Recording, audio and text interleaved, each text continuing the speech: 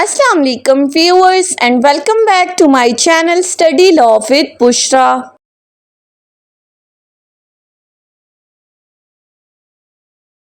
So in today's video we are going to discuss the topic of section 12 and section 12(2) of CPC 1908. But before starting the discussion, I request you all to please subscribe to my channel and don't forget to press the bell icon for latest updates. Do share this video with your friends and don't forget to comment your feedback. So let's move towards the discussion. Section 12 हम already discuss कर चुके हैं. आज का जो हमारा main focus होगा that will be on section 12(2). 12(2) आपने सुना होगा कि 12(2) की दरख्वास्त दी जाती है. अब ये 12(2) क्या है, इसकी दरख्वास्त में क्या चीज़ मेंशन की जाती है, कौन इस दरख्वास्त को दे सकता है, ये हम आज की इस वीडियो में डिस्कस करेंगे. सेक्शन 12 ऑफ CPC के दो पार्ट्स हैं, section 12 subsection 1 and section 12 subsection 2. Section 12 subsection 1 क्या कहता है?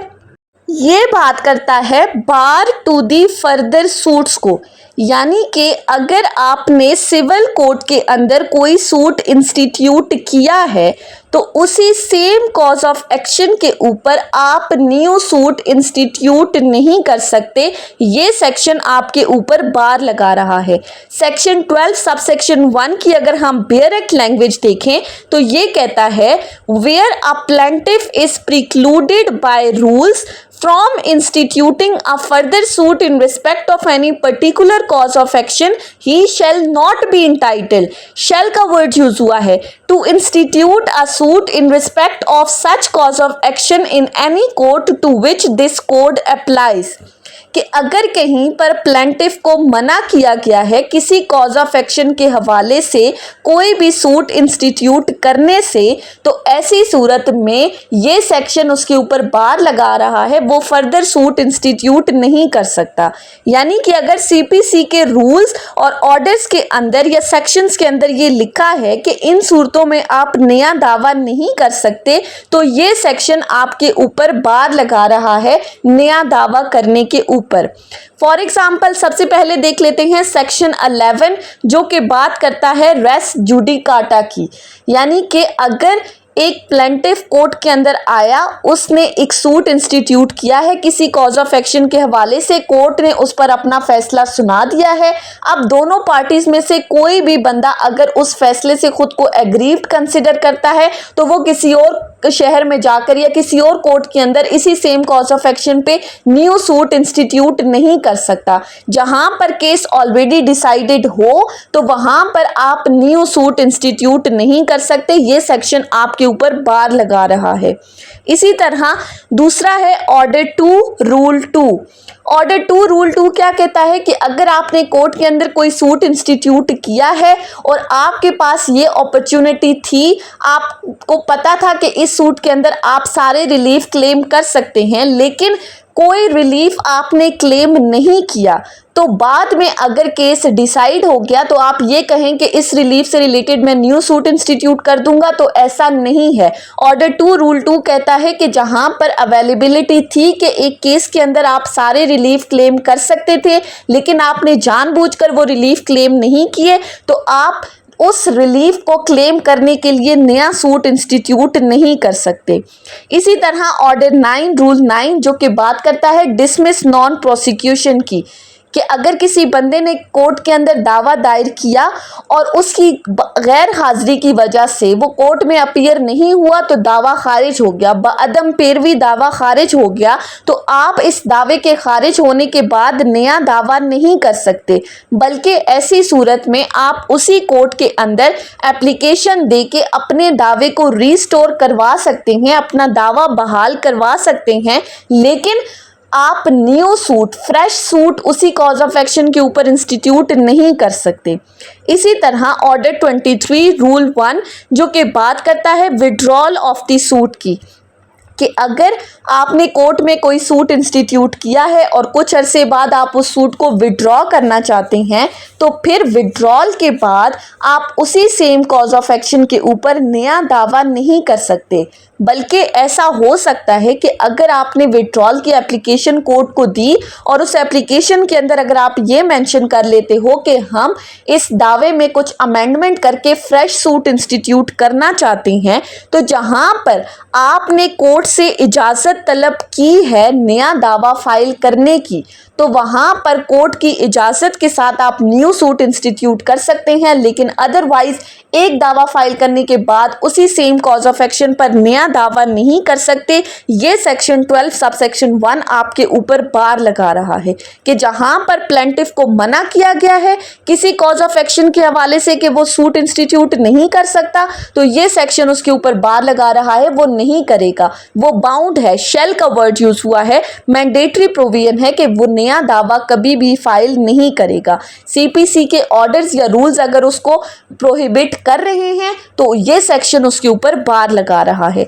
अब आ जाते हैं अपने मेन टॉपिक के ऊपर, that is section 12(2). Section 12 sub section 1 ने क्या कहा? न्यू सूट इंस्टीट्यूट नहीं कर सकते, नया दावा नहीं कर सकते।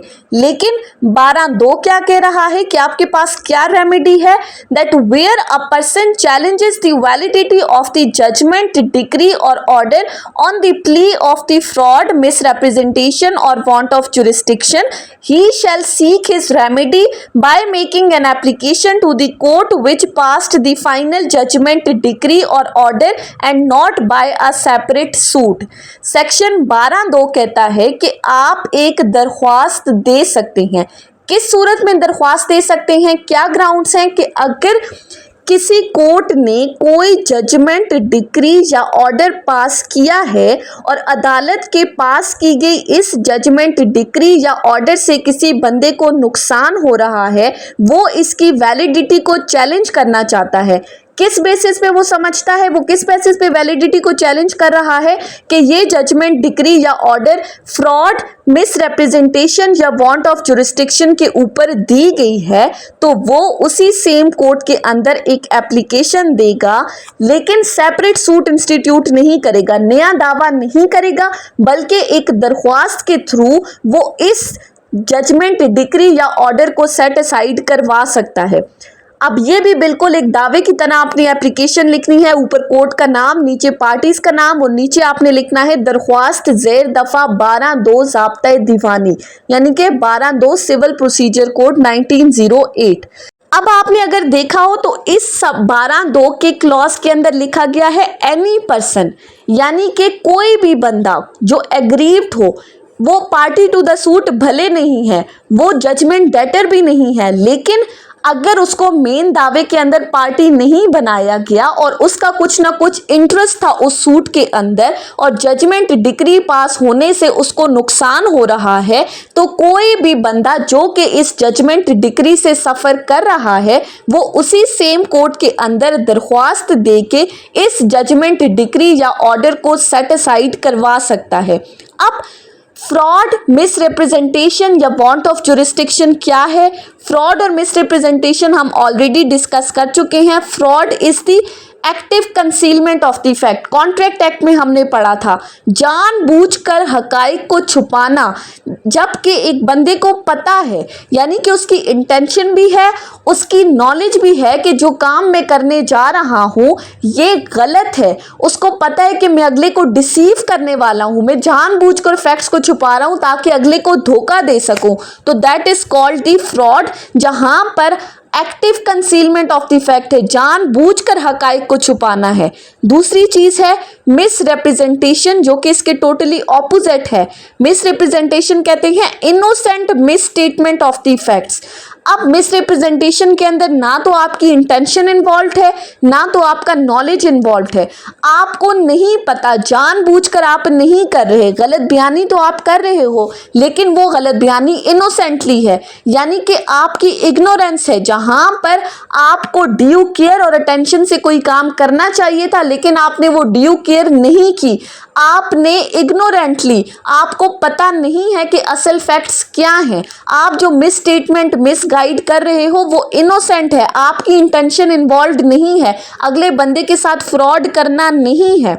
और तीसरी चीज है वांट ऑफ द जुरिस्डिक्शन, यानी कि अदालत कॉम्पिटेंट ही नहीं है। जिस अदालत ने ये जजमेंट, डिक्री या ऑर्डर पास किया है वो उस अदालत के पास इख्तियार समात ही नहीं है, लेकिन उस बंदे ने जिसने सूट फाइल किया है, जिसने अपने फेवर में ये डिक्री ली है, उसने अदालत के साथ धोखा करके गलत बयानी करते हुए कोर्ट से ये डिक्री हासिल की है, अदालत से ये फैसला लिया है। तो फिर जो भी बंदा इस जजमेंट, डिक्री या ऑर्डर से सफ़र कर रहा है उसके पास ये रेमेडी है कि वो उसी सेम कोर्ट के अंदर 12(2) की एक एप्लीकेशन फाइल करेगा और उस फैसले के उस एप्लीकेशन के अंदर उसने ये ग्राउंड्स मेंशन करने हैं। यानी कि सिंपल यही नहीं है कि आपने जाकर उस कोर्ट में एप्लीकेशन दे दी, बल्कि आपने अपनी उस दरख्वास्त के अंदर सारी ग्राउंड रियलिटीज को मेंशन करना है। आपने बताना है कि धोखा कैसे हुआ है, किस जगह पर कोर्ट को मिसगाइड किया गया है, क्या कोर्ट के पास इख्तियार समात था या नहीं, और अगर कोर्ट के पास इख्तियार समात नहीं था तो कौन सी ऐसी अदालत है जिसके पास ये फैसला करने का इख्तियार समात है। तो आपने अपनी उस एप्लीकेशन के अंदर प्रॉपर इन तमाम चीज़ों को मेंशन करना है, बताना है कि फ्रॉड कहाँ हुआ है, मिस रिप्रेजेंटेशन कहाँ हुई है, कोर्ट कॉम्पिटेंट क्यों नहीं है। जब आप कोर्ट के अंदर ये एप्लीकेशन फाइल कर दोगे तो जब आपकी ये एप्लीकेशन एडमिट हो जाएगी, 12(2) की एप्लीकेशन एडमिट हो जाती है, तो कोर्ट के पास ये पावर है कि वो इश्यूज फ्रेम कर सकता है, एविडेंस कॉल कर सकता है, आर्ग्यूमेंट्स के लिए काउंसिल्स को बुला सकता है, और इसी तरह एप्लीकेशन के एडमिट होने के साथ जितनी भी एग्जीक्यूशन प्रोसीडिंग्स हैं उस डिक्री से रिलेटेड, वो एग्जीक्यूशन प्रोसीडिंग्स स्टे कर दी जाएंगी। उसके लिए सेपरेट एप्लीकेशन देने की जरूरत नहीं है। अब एक क्वेश्चन ये राइज होता है कि आपने उस कोर्ट के अंदर एप्लीकेशन तो फाइल कर दी, कोर्ट के पास क्या पावर है कि वो क्या कर सकती है। 12(2) की इस एप्लीकेशन के ऊपर कोर्ट अपने फैसले के अंदर अमेंडमेंट्स भी कर सकती है, उसको सेट असाइड भी कर सकती है, या चाहे तो उसको रिवर्स भी कर सकती है on the basis of the ground realities mentioned in the application of section 12(2) CPC 1908। अब दूसरा क्वेश्चन ये राइज होता है कि लिमिटेशन पीरियड क्या है, डिग्री पास होने के कितने टाइम बाद आप ये एप्लीकेशन कोर्ट के अंदर फाइल कर सकते हो। So the limitation time period is 3 years as per the limitation act 1908, और ये 3 years जजमेंट या डिग्री पास होने के बाद स्टार्ट नहीं होते, बल्कि ये स्टार्ट होते हैं नॉलेज से। यानी कि जिस दिन से उस बंदे को पता चला है कि ये जजमेंट या डिग्री फ्रॉड से या मिसरिप्रेजेंटेशन से हासिल की गई है, तो नॉलेज होने के 3 साल के अंदर अंदर ये बंदा कोर्ट के अंदर 12(2) की एप्लीकेशन फाइल कर सकता है। सो सेक्शन 12 क्या है कि अगर सीपीसी के रूल्स या ऑर्डर्स के अंदर आपको कहा गया है कि आप किसी कॉज ऑफ एक्शन के ऊपर सूट इंस्टीट्यूट नहीं कर सकते, तो ये सेक्शन आप पर बार लगा रहा है, आप नया दावा नहीं करेंगे। एग्जाम्पल से हमने समझ लिया 12(2) क्या कहता है कि अगर कोर्ट ने कोई जजमेंट, डिक्री या ऑर्डर पास किया है और आपको लगता है कि ये डिक्री फ्रॉड, मिसरिप्रेजेंटेशन या वांट ऑफ जुरिस्डिक्शन से ली गई है, आप इसकी वैलिडिटी को चैलेंज करना चाहते हैं, तो आप उसी सेम कोर्ट के अंदर जिसने ये फैसला दिया है 12(2) की एप्लीकेशन देंगे। उस एप्लीकेशन के अंदर ग्राउंड रियलिटीज को मेंशन करेंगे कि कैसे ये डिक्री फ्रॉड से या गलत बयानी से हासिल की गई थी।